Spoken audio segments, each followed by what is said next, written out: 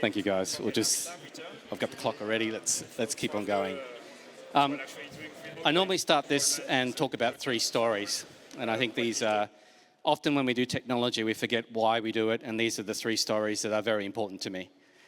So the first one is a homeless person. I do a homeless ministry back in Brisbane, and we used to serve before COVID probably about 30 to 40 meals. We now do in excess of 150 per night, and we can't keep up. Looking at the European stats, there's 1.3 million homeless people. And one of the things that they cannot do is that they cannot put any money in the bank, because underneath KYC, there's a thing that's required called an address. And what is one thing homeless people do not have? And that's an address.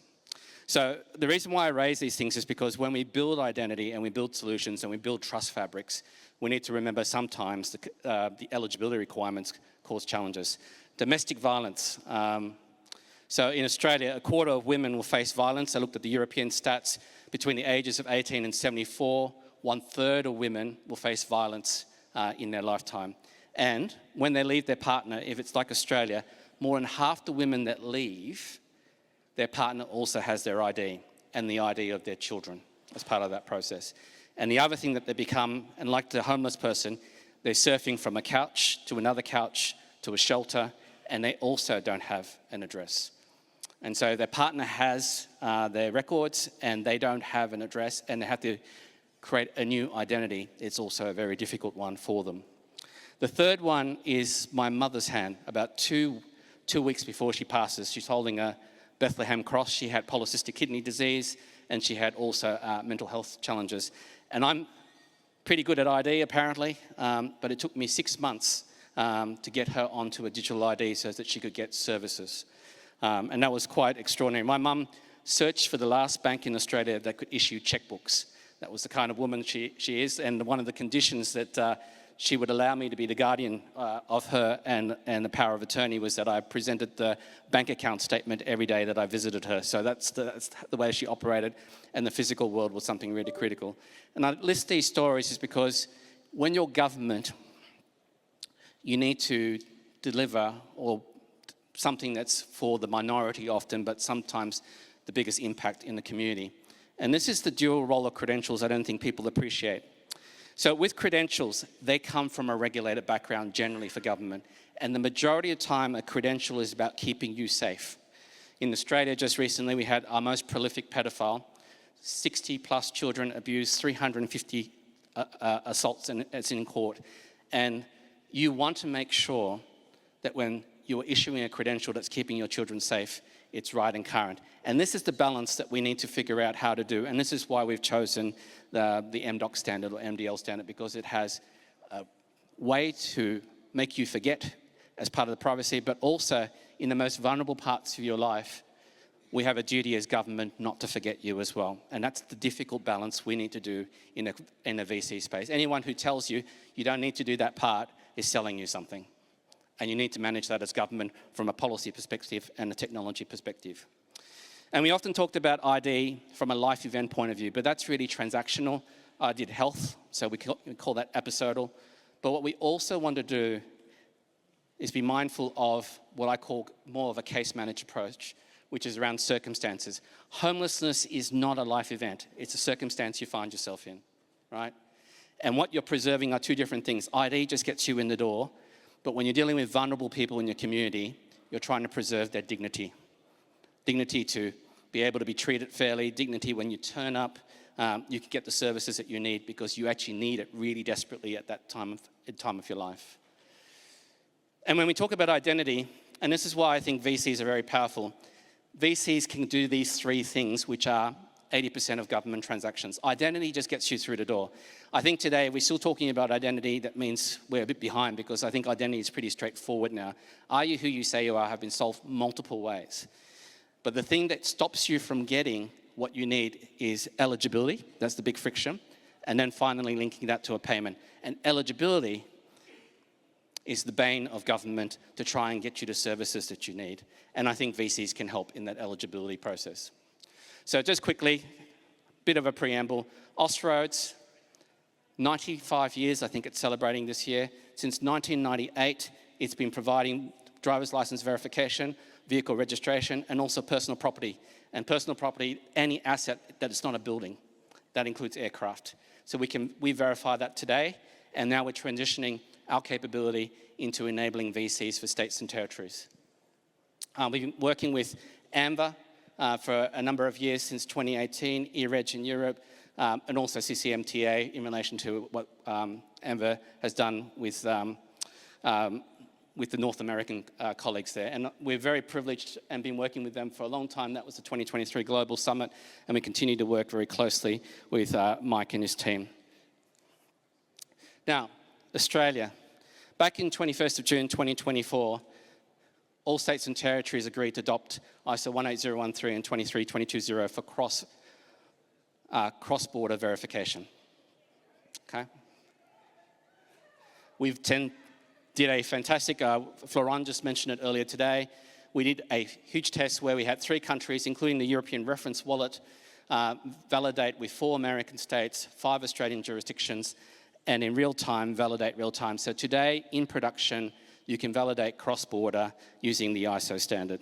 And now we are hoping to launch that trust service this year, and we ran a number of tests and we're ready for national expansion. Now these are a couple of videos to show, and this is a really important one for me, because this is a payment device now verifying a Colorado driver's license, and it can do a Queensland one as well. And I want to give credit to Matter for doing this. Yep, sweet. And why this is important is because when we go to businesses, one of the big challenges businesses have is saying, we don't want another piece of equipment. We don't want to buy something else, we don't subscribe something else. And if we can put that in a point of sale device, that's going to solve a lot of take up for reliant parties. Reliant parties is our biggest #1 issue in relation to adoption, because we can supply as many MDLs and MDocs we want, but if no one's out there doing it, we're going to end up with flash passes, which also caused problems in Australia recently, but we won't go there. But it's a really critical part of that infrastructure. Can I just say thank you for, this is not one of mine, this is one store.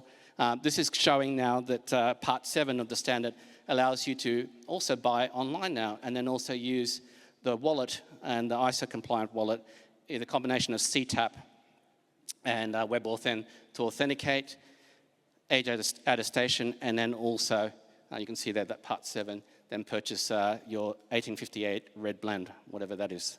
So hopefully, that's quite a cheap 1858, by the way, so we'll let that follow. So for those who don't know already, and thank you FIDO, FIDO's developed CTAP, and the standards adopted that as part of the process, and then we can check out, and then you can choose selective disclosure. So ISO also has selective disclosure, and you can share more details if you want as part of that process.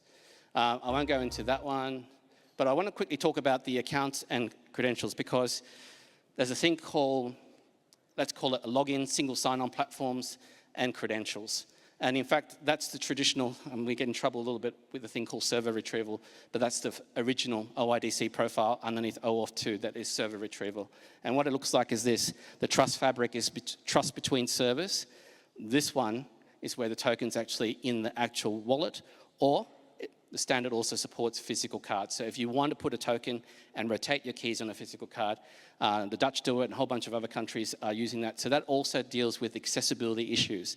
So we heard earlier around India that we want to make sure that it's not just digital in our traditional sense, but if you put a smart chip, and basically the same as a SIM card on your phone, you can then also enroll and put the tokens in there as part of that particular process. And this is why I think VCs are really important. If we design this well, we can also deal with the issue of eligibility, which is the largest friction that we are facing as part of accessing the services.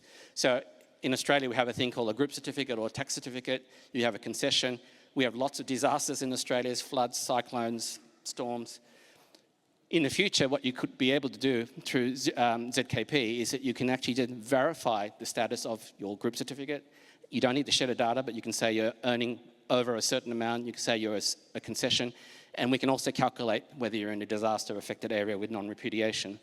And that allows us then to send you a payment as an MDoc as well, right? And this is where I think VCs really come into play if we're talking past identity and into eligibility. That's the last frontier, and also our delegated authority, that allows us to use this in an economic stimulus kind of way. This is a standard with all the different parts to it. I won't go into it, but the reason why Australia has adopted it because it covers end-to-end security and workflow for the verification of credentials. This is what Austroads is providing states and territories, 3 services underneath the digital trust service. A trust list, actually 2 trust lists we'll go into very quickly. PKI as a service, which is talking about NNIT certificates, and that's through a standing offer arrangements. So each of them will have their own HSM. And we'll talk briefly, very briefly, around the VC broker, which allows us to generate MDocs into our third-party wallets. So if you want to go and have a look now, this was used last year, and we tested our trust list. I won't go too far into it because I want to cover the other trust list called the RICAL. Okay, this one for us is really critical. This is allowing relying parties to authenticate, and not all of them. We're not wanting all of them to authenticate. We only want them to authenticate when they're using PII. One of the key challenges that we have is that, sorry to use real estate agents, but if you're in a line and the real estate agent says, I need all your data, in Maslow's hierarchy of needs, shelter comes first before sharing all your data, and you're going to do it. And so we need to solve this problem, not just a selective disclosure problem. We need to solve a problem that makes, I suppose, informs the customer as fast as possible whether they should be sharing or not. So we need to have a consistent UI presentment around their choices, what is the privacy impact of those choices, and then making sure that the relying party is held accountable to the choices or the privacy contract that they make. So this is a free ISO standard. You can download that now. Congratulations to the group, 27560. I won't go into that because that would take another hour, and Young Linguist is much better at this than I am, but just know this exists around the privacy and consent structure that's also supporting GDPR. I want to talk about Creative Commons because some of you might have seen it in 2000 where we were sharing intellectual property and people were saying, people are stealing my images and so on. And it's a common law structure around digital copyright. And we've adopted that in Australia, and I'll tell you quickly how we're doing that. And this is the logic we're trying to apply to it. So please excuse the icons. It's not particularly sexy as part of this process, but I'll share this with you anyway. So what we want to do is shift everyone on the left side, your left? Yeah, left side of the screen. So we don't want anyone to authenticate if they're just verifying the identity or doing age attestation. So if there's no data exchange, we don't need reader auth. That's perfect. We're trying to nudge every organization relying party down that way. But if you are collecting PII, what we want to know is that are you regulated or unregulated? And the RICAL is hosting, I suppose, all the regulated keys as part of that process. So say, for instance, GDPR has a scheme or KYC is a scheme. They will read it off and say, this underneath is KYC, this is the data elements that I want, and this is the data retention period that I need as part of my regulation.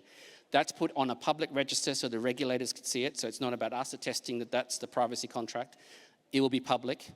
And then also in the privacy-preserving transaction log in the wallet, the privacy attestation will be also signed. So in future, if they breach the privacy contract, the individual can bring out and say, you attested that this was the privacy condition that I had, and this is sort of what I've agreed to as part of that. So we want to move everybody that way, verifying only, and also non-identifying information. But if we do that, what we want to do is make it really easy for the customer to see, this is what they're regulated to do.